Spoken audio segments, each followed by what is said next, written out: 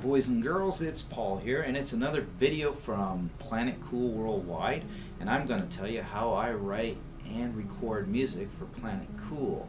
And because it's December, I thought it was a perfect time to share how I do this process, because I am currently recording the 2020 sessions. So, here are the steps that I take to make Planet Cool music.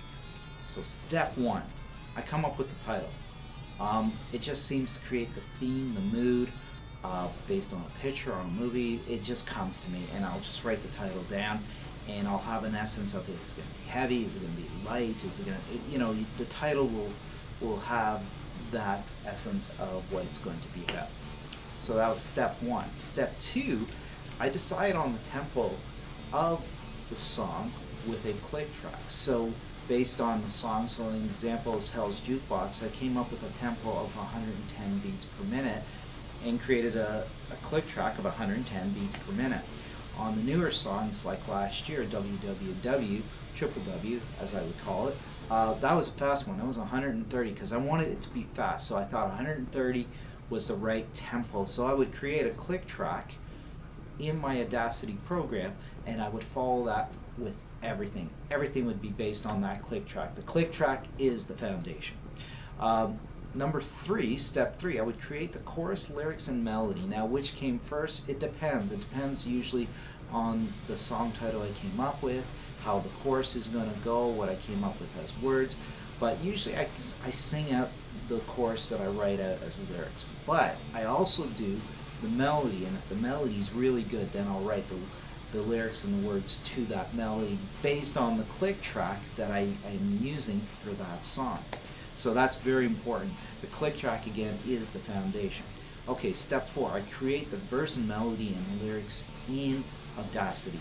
So once I've got the chorus and I've got it into the file in Audacity, I then look at the verse, and then the verse is usually something that I hum out and not sing as lyrics, unless I do have lyrics that I really like. But usually I hum the melody or do a scat thing like da da da da na na na na, and I do it into a melody form to the click track that I've got as a tempo, and that would be my foundation to writing the verses to that. So that's step four. Step five, I record the guitars to the melodies in the song file in Audacity. So this is where the magic starts to happen. With the melodies that I have, I figure out what key it's in, and usually I have a good idea what key it was, but then I change with the chords of the guitar, and I try to match up to what the melody is, and I kind of make it into a harmonized type situation, and it's really cool. It's a really cool magical process at that moment, because then that starts to create more of a foundation of the song and creates more of an essence and the mood of the song. So that's step five. Step six, I create the drums to the melody and the guitars and the click track. So this is where I put the drums in, where I get the solid beat and solid foundation on the rhythm part to the song. Step seven, I record other guitar parts to the existing tracks that I already have there, which includes the melody, the drums, and the other guitars, the original guitar parts that I put in. Step eight, I record the bass parts to the existing tracks, meaning the drums and the rhythm guitars are key to the whole thing with my bass playing. I approach the bass playing usually in a Iron Maiden, Motorhead, Lemmy type of way, so I really attack the bass with the parts that I put together.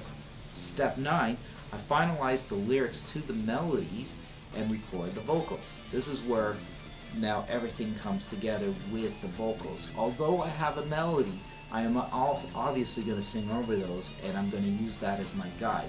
And I really belt it out. Belting the lyrics, if it applies, works really well. And I then do several takes of the same verse and choruses, and then I pick the best one, or mix and match. So that's what I do for the vocals. And remember, breathe in the diaphragm. Pick a method that won't hurt your voice. I will have links below of what I recommend as videos to watch and understand about vocals. Very important part of the song, because that is what makes up the song. That's step 9. Now step 10, I record keyboards and any other applicable sound effects, and especially the guitar solos. Guitar solos are at the end because I've got everything down as a structure and a foundation, and it makes everything come together. Number 11, the fun part of the whole process, mixing the song. So I mix the song to how I think it's going to sound really good when I post it to YouTube and SoundCloud. Now here's a little tip that I've learned over the time when mixing. When you turn your radio down or your stereo down to a very low volume, you do hear the vocals quite prominently. So what I would say, if you want prominent vocals to be heard when you're mixing, mix at a very low volume and make sure you can hear the vocals. And then everything else follows after that, and it actually was worked out really well last year. Add, delay, EQ, compression, you add that all in Audacity, and it turns out pretty good. That's step 11. Step 12, I post the final song on SoundCloud and YouTube, post it on Twitter and tell you guys that it's all out and it's ready to go. And that's step 12. Very simple step, but it's important because I want to get it out there worldwide, of course. Now, step 13.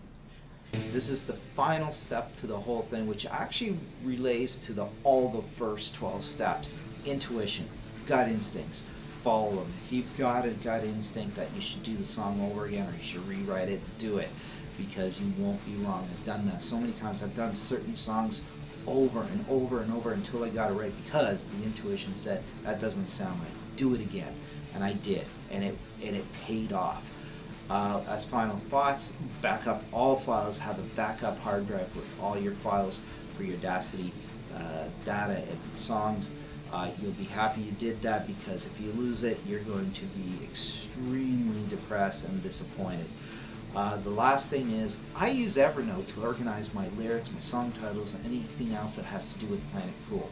It's a really good app that can be used both on the laptop and on the phone, and it's great. It's mobile, I can take it anywhere. I highly recommend it if you're writing songs and you got, either a melody that you've recorded, which you can do, or lyrics or notes about what you're going to do with the website, whatever it is. Evernote is king. It is really great for that. So there you have it. 13 steps to making Planet Cool music. Pretty cool, eh? And these are steps that I actually do. I didn't make this up out of thin air. This is stuff that I actually do to make the songs sound the way they do. So that's it for now. Thanks for watching. Remember to subscribe to my Planet Cool channel right down below, right now if you haven't already. And remember, you'll never need permission to put on your cool black shades to listen to Planet Cool music at maximum volume, because we are heavy rock for the rest of us. Again, thanks for watching, take care, and stay tuned for more videos to come. See ya!